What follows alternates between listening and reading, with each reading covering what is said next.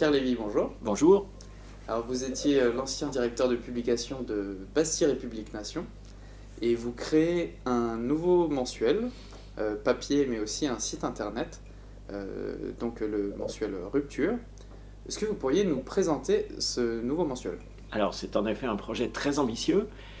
Depuis plus de 10 ans maintenant, le mensuel Bastille République Nation s'est fait une petite réputation, notamment sur les questions européennes, par son professionnalisme et nombre d'informations qu'on ne trouve pas ailleurs sur les questions européennes, de l'Union européenne, de manière radicalement critique.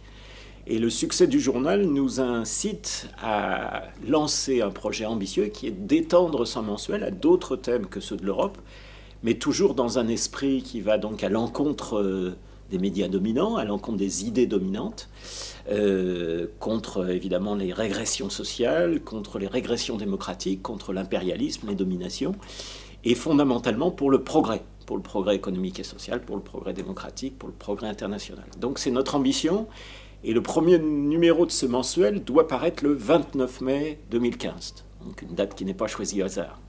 C'était en réalité le référendum qui a refusé, avec un non majoritaire, le projet de constitution européenne et qui a, je crois, pour beaucoup de Français, qui reste une date marquante. Et dans l'histoire de notre pays, c'est peut-être aussi la première étape de la fin de l'Union européenne. En tout cas, l'avenir nous le dira. Nous, notre journal est aujourd'hui Bastille République Nation a comme priorité d'abord et avant tout l'information. Et ça restera la priorité du futur mensuel qui s'appellera Rupture et pour lequel évidemment on ambitionne de rassembler le maximum de lecteurs car on fait un journal indépendant, c'est-à-dire qu'il ne dépend d'aucun groupe financier évidemment, mais d'aucun parti politique et les moyens de cette indépendance sont et seront fournis par ce qu'on appelle le financement participatif, c'est-à-dire qu'on souhaite intéresser à ce mensuel papier, parce que nous pensons que la presse papier a un avenir. Nous souhaitons intéresser au moins 40 000 futurs lecteurs. Et c'est ces abonnements à venir et d'ores et déjà les préabonnements sur notre site qui vont nous permettre de lancer notre mensuel, en tout cas je l'espère, car rien n'est joué d'avance. Très bien, alors vous avez donc fait une cagnotte sur le site, il me semble, Ulule. Donc on mettra le lien pour les spectateurs. Ce matin, il y a, justement, en parlant de l'Union européenne, il y a quand même une actualité assez importante.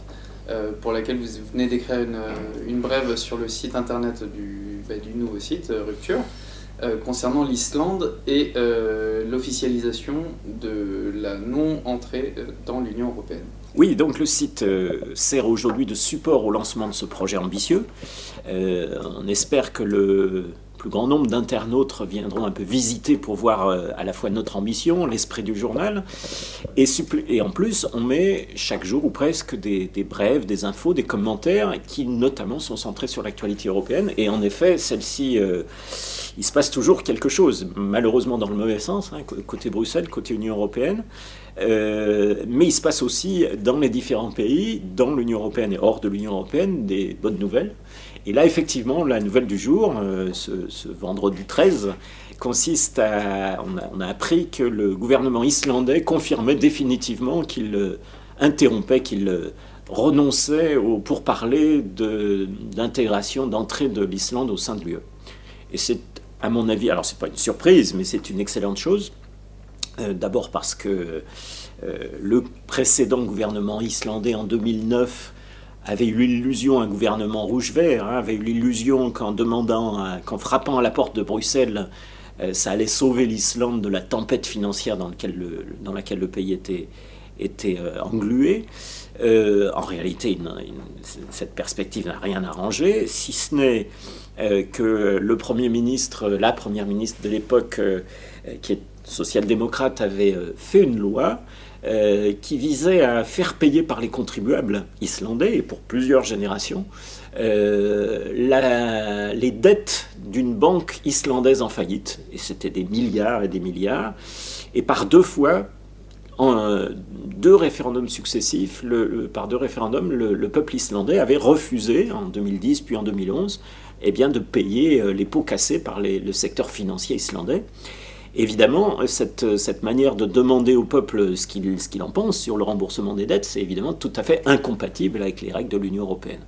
Et donc ça a contribué au fait qu'en 2013, le gouvernement était balayé, une partie de l'indépendance est arrivée en tête, et donc avait annoncé, et c'est sur cette base-là aussi qu'il a été élu, qu'il suspendrait les négociations pour entrer dans l'UE. Aujourd'hui, on vient d'apprendre que ces négociations donc, sont définitivement arrêtées.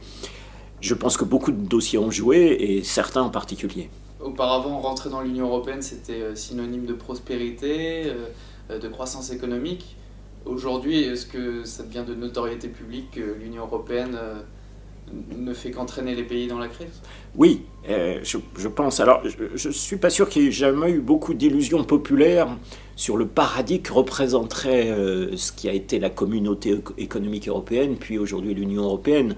En réalité, il n'y a jamais eu d'enthousiasme populaire quand on regarde les 50 ou les 60 ans qui viennent de s'écouler.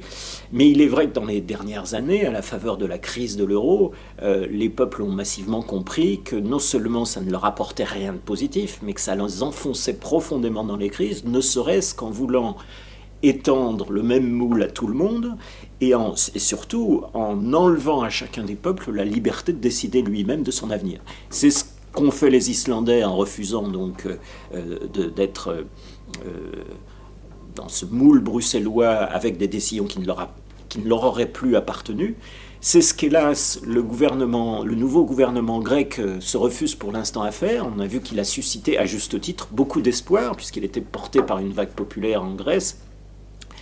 Mais pour l'instant, le nouveau Premier ministre campe sur l'idée que quoi qu'il arrive, il faut rester dans l'Union européenne, il faut rester dans la zone euro, ce qui lui impose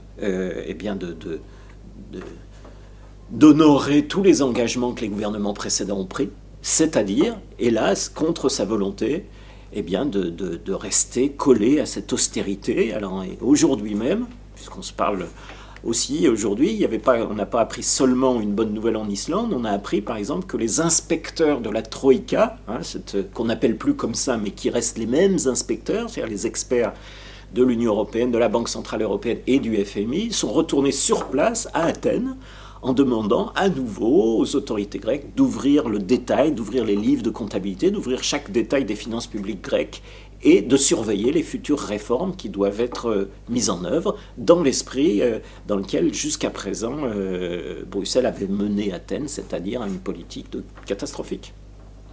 Très bien, mais Pierre Lévy, je vous remercie d'avoir accordé cet entretien à l'agence Infolibre qui nous a permis de présenter votre nouveau mensuel en préparation. En préparation pour le 29 mai.